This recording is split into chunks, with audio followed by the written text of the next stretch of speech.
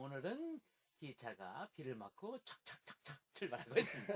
자, 오늘도 변함없이 대전 유성구 반석동 반석중앙 침례교성도 계시는 조성배 목사님과 함께 독서 여행으로 만납니다. 목사님 나오셨습니다. 안녕하세요. 네, 지난 한 주간 즐거우셨죠? 네, 해피. 목사님도 건강하셨나요? 네, 그렇습니다. 이제 완전히 회복됐습니다. 감기 회복되시고 오늘은 아주 귀하신 분을 또 한 분 초대하고 나오셨어요. 어떤 분이세요? 오늘 같이 나오신 분은? 대단한 분입니다. 대단한 분이에요? 네, 네. 좀 이따 소개를 해드리고요. 예. 먼저 책 잠깐 소개를 하겠습니다. 네, 알겠습니다. 네, 이 교회 비판서들이 참 많지 않습니까? 요새 한국 교회에 대해서 네. 한국 교회가 잘못하고 있는 거를 비판해 주는 건 좋은데 네. 이 대안을 제시하는 책들이 사실 별로 없어요. 예. 그래서 지금 여기서 이루어지는 한국 교회의 미래를 이야기하자. 그러니까 지금도 중요하지만 사실은 어느 방향으로 가야 하는가. 앞으로 가야 할 길. 예. 이게 중요하지 않습니까? 그렇죠. 그래서 이 교회 생각이라는 책입니다. 교회 생각. 교회 생각. 이 홍성사에서 만들었고요. 예. 지난주 금요일 날 네. 출간됐습니다. 아, 이게 굉장히 따끈따끈한 책이고요. 교회 생각하니까 무슨 생각도 또 나네. 자, 이 교회 생각을 지으신 저자 누구시죠? 네, 박삼종 우리 청년 아카데미 대표입니다. 네, 오늘 나와주셨네요. 네, 그렇습니다. 먼저 박수를 좀 환영해 볼까요, 우리요? 네.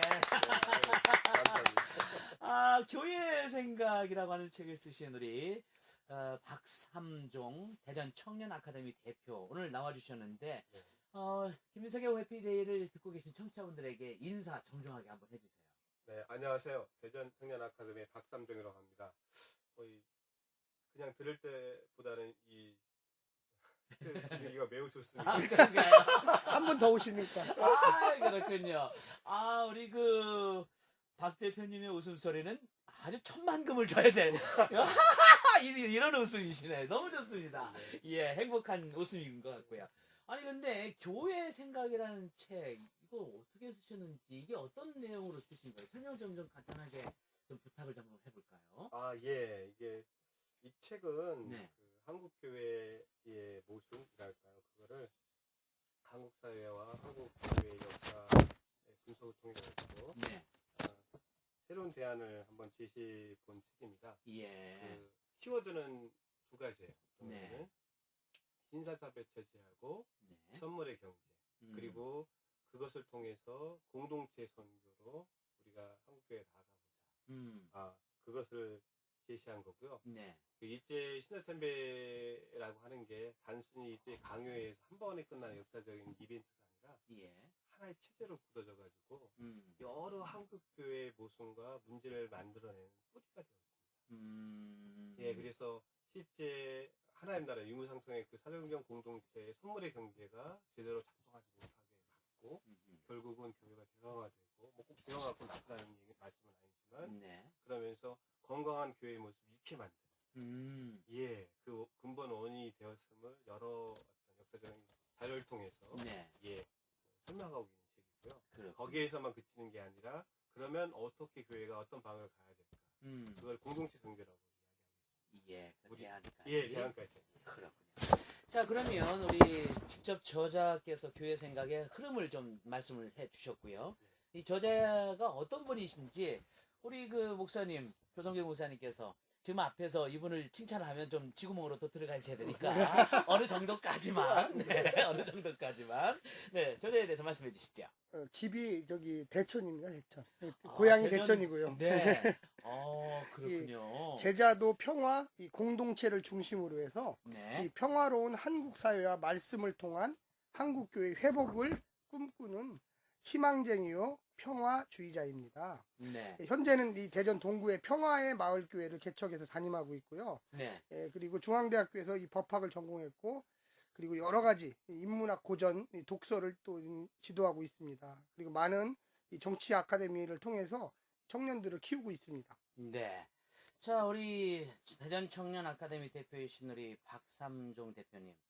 이 책을 그럼 왜 써야겠다라고 생각을 하셨는지 어떤 뭔가 계기가 있었지 않았나요? 예, 그렇죠. 사실 교회를 아까도 말씀하셨지만 교회를 비판하는 목소리는 어제 오늘이 아니고 또 작년에 거의 몇십 건이 나왔다고 그러더라고요. 네. 언론사에서 통계를 내보니까. 네. 예, 과연 그렇다면 그렇게 많이 비판을 하고 수위도 날로 높아지고 우리 교회의 위상이 정말 눈에 띄게 어쩌면 눈에 띄게 많이 떨어져 있는데 그 근본 원인이 어디 있을까? 정말 뭔가 읽으면 맞아 우리가 그렇게 잘못했지 생각이 드는데 근데 뭔가 부족하다는 느낌. 네. 그걸 충분한가 이런 생각을 갖게 됐습니다. 네. 그리고 이제 그러면 우리 한국 교회의 뿌리로부터 한번 공부를 한번 해보자. 근현대사 원래 선교사들이 왔을 때부터 어떤 과정을 통해서 한국 교회 성장해 왔을까. 그리고 그 가운데서 혹시 우리가 놓치고 있는 부분이 있지 않을까 생각하게 됐습니다. 네. 그러면 예. 그러면서 이제 네. 책을 쓰시면서 네. 예, 책을 보니까 이제 챕터 일부가 예. 제목이 깨어진 세상, 깨어진 교회라고 하셨어요. 네네. 뭐 깨어진 세상 뭐 이런 것은 좀 알겠는데 네. 깨어진 교회 이게 어떤 의미를 내포하고 있는지 좀 설명이 좀 필요할 것 같은데. 네, 알겠습니다. 이게 사실 우리가 뭐 살다 보면 느끼시겠지만 네. 권력 또 부하고는 아주 밀접한 관련이 있습니다. 음. 교회가 이제 사실 역사적 과정을 통해서 권력과 굉장히 친해지고 네. 또 그 과정을 통해 또 제사를 늘리고 부와 친해진 그런 과정이 있었는데요. 네. 그게 사실은 제가 이 책에서 제시하고 있는 신사참배 체제입니다. 그리고 그것의 어떤 근대적 재현이 뭐냐면 사실은 유신개발 독재예요. 예. 그러니까 그 국가의 협정으로서 일제시대 때 사실은 우리 교회가요 상당히 많은 재산과 부를 축적하고 예. 또 그 일제가 물러났을 때 그 자리를 미군이 들어왔거든요. 미군 예. 시기에 또 다시 미국 쪽에 뭐 미국이 선교국이었으니까 자연스럽게 미국에 붙으면서 그거와 매우 가깝게 친해졌습니다. 더 노골적으로 친해졌습니다. 예. 그러면서 신사참배에 해왔던 그런 부분에 대한 어떤 반성이나 그런 것 없이 예. 그대로 국가와 더 친해지고 그 권력을 이용해서 또 재산을 더 많이 해방기에는 일제 적산을 상당 부분 교회에서 불화받았습니다. 그 토대로 해서 많은 교회들이 성장하는 기회가 됐죠. 예. 그리고 그 임정 이후에 대한민국 그 초기 정부 때 개신교 인구가 한 1% 정도 됐습니다. 예. 근데 정부 요직의 20%까지. 물론 이승만 대통령도 기독교도였고. 예. 굉장히 권력 친화적인 경향이 강했습니다. 그리고 또 그게 사실은 해방기 이후에 한국 교회가 급성장하는데 엄청난 기여를 하게 됩니다. 그렇군요. 네.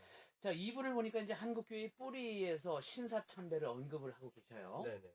그러면 한국교회의 뭐 뿌리 중에 더 좋은 내용도 많을 텐데 맞습니다. 굳이 이것을 챕터를 갖고 강조한 이유, 이 신사참배가 오늘날 한국 교계에 뭐 한국 사회에 많은 영향을 준 모티브를 뭔가가 있을 것 같은데 있습니다. 어떤 건가요? 굉장히 중요한 부분인데요. 예. 그러니까 얼마 전에 이제 역사학자나 아니면 한국교회 관심 있는 분들이 과연 해방기 이후에 70, 80년대에 한국교회가 급속하게 성장한 그 메커니즘을 규명을 못한다는 거예요. 그냥 하나님의 은혜요, 기적이고 막 그러는데 저는 이 책을 통해 가지고 제국적 불일치와 제국적 일치라고 하는 성교학적인 개념을 제시하고 그 분석의 틀로 그 원인이 무엇인가를 설명을 해냈습니다. 네. 어떤 부분이냐면 일제시대 때 신사참배를 통해 가지고 국가의 협력하고 권력의 친화적인 구조가 만들어졌어요. 교회 안에. 근데 그때는 왜 1%, 2%를 넘지 못했냐면 여전히 신사참배 체제잖아요. 예. 국가 권력의 핵심이 기독교가 아닙니다. 그러니까 노골적으로 선교를 할 수 없고 국가에 더 중심이 들어갈 수가 없었어요. 네. 근데 이걸 제국적 불일치라고 합니다. 독특한 상황에서 그럼에도 불구하고 교회가 굉장히 어떤 건강한 멘탈을 갖고 있었는데 그것이 해방기 이후에 미 군정이 들어오면서 선교국하고 손을 잡고 선교국하고 직접 손을 잡으면서 국가 권력의 핵심에 교회가 직접 들어가게 됩니다. 그리고 그 힘을 이용해서 교회가 급속하게 성장하는 토대를 마련하게 됩니다. 그리고 그런 구조는 유신개발 독재 88, 90년대 90년대 초까지 계속 유효하게 작동을 했던 겁니다.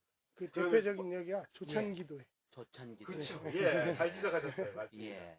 그렇군요. 예, 기도해주고 뭔가 이익을 얻는 거죠. 자, 그러고 이제 3부를 보면 네. 하나님의 선물의 경제라고 하셨어요. 네. 이 선물 경제가 무엇인지 음. 좀 설명이 좀 많은 분들이 이해를 좀 해야 되겠죠. 네, 질문을 많이 받습니다. 선물의 경제가 뭐냐 그러는데 예, 예. 쉽게 얘기하면 예. 사실은 전에 있던 은혜의 경륜, 우리가 경제 삼위일체 막 이렇게 말씀하시는데 사실은 바로 그 서로 사랑하시는 하나님, 삼위일체 하나님께서 서로를 깊이 사랑하셔서 아무런 조건 없이, 대가 없이, 계산 없이 서로에게 서로를 전부 주시는 놀라운 그 삼위일체 하나님의 운동, 사랑의 방식. 그걸 저는 이제 선물의 경제라고 좀 낯설게 표현을 한 거죠. 조금 이제 부연 설명을 하면요. 네. 우리가 자본주의 경제 체제에 살고 있는데 항상 자본주의 경제 체제는 내가 뭔가 일을 하면 얻게 되는 게 그 자본주의 경제 체제 아닙니까? 그렇죠. 그런데 이 선물의 경제학은 그것이 아니라 일을 하지 않아도 우리가 나눠줄 수 있고 도와줄 수 있고 또 예. 상호 통용할 수 있고 우리 사도행전에 나오는 그와 같은 것을 현대에 해보자. 이것이 바로 이 선물의 경제학입니다. 예, 뭐 한 가지 예를 들면 우리 쌍발장, 그 쌍발장이 예. 레미제라를 봤잖아요. 네네. 그 쌍발장이 변화되는 계기가 하나 있습니다. 그 미래의 주기요 앞에 가서 훔쳐갔어요. 네. 근데 뭐라고 얘기하냐면 미래 주교가 형제, 그거 내가 다 주지 않았냐고. 이 근처 때까지 가져가라고. 이거 뭐 하는 거냐고. 쌍발장은요, 그렇죠. 그렇게 살아왔어요. 네가 나한테 그렇게 대하냐, 세상이 나를 대하냐, 나도 그만큼 갚아주겠다. 증오요, 또 받은 만큼 갚아주는 동일보복의 원칙. 네. 대가의 경제, 시장의 경제로, 계산의 경제로 되어 있는데 전혀 예상할 수 없는 순간에 선물의 경제를 받는 거예요. 아하. 그러면서 그 짱발장의 삶이 바뀌는 것처럼 네. 하나님 나라도 이 세상 가운데 선물의 경제로 임하는 게 아닐까. 아. 마치 십자가 가운데 자기 전부를 주신 예수 그리스도처럼. 이 한국 교회 안에 이 자본주의 예. 방식이 많이 들어와 있거든요. 그렇죠. 이게 그렇죠. 선물의 경제학으로 자본주의를 쫓아내야 돼 교회 밖으로. 예. 교회만큼은 예. 좀 뭔가 무료로 예. 주고 사랑해서 주고 그냥 은혜로 주고 네. 주님이 우리에게 예수님을 무료로 주셨잖아요. 그런데 네. 우리는 자꾸만 뭐가 돈 받고 팔아먹어야 되는 그런 네. 생각을 머릿속에 갖고 있어요. 이 교회가 마케팅화돼 있어요. 그렇군요. 예, 나눠주고 내 이웃을 내 몸처럼 사랑하라고 하는 그 하나의 주님의 그 모습을 조금 더 고상하게 표현한 것이 선물의 경제다. 맞습니다. 그렇게 또 책을 쓸 입장에서 조금 이렇게 네. 그게 필요하거든요. 그렇군요. 네. 자, 이런 하나님의 나라의 개념을 통해서 참 폭넓고 좀 정말 어려운 이런 개념들을 하나하나 정립을 해 나가셨는데 네.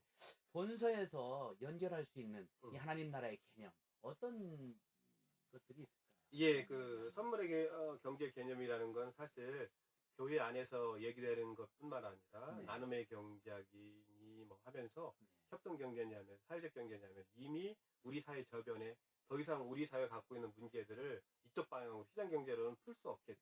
그러니까 그 대안을 고민해 보겠다 하고 이미 그런 움직임이 많이 만들어지고 있습니다. 네.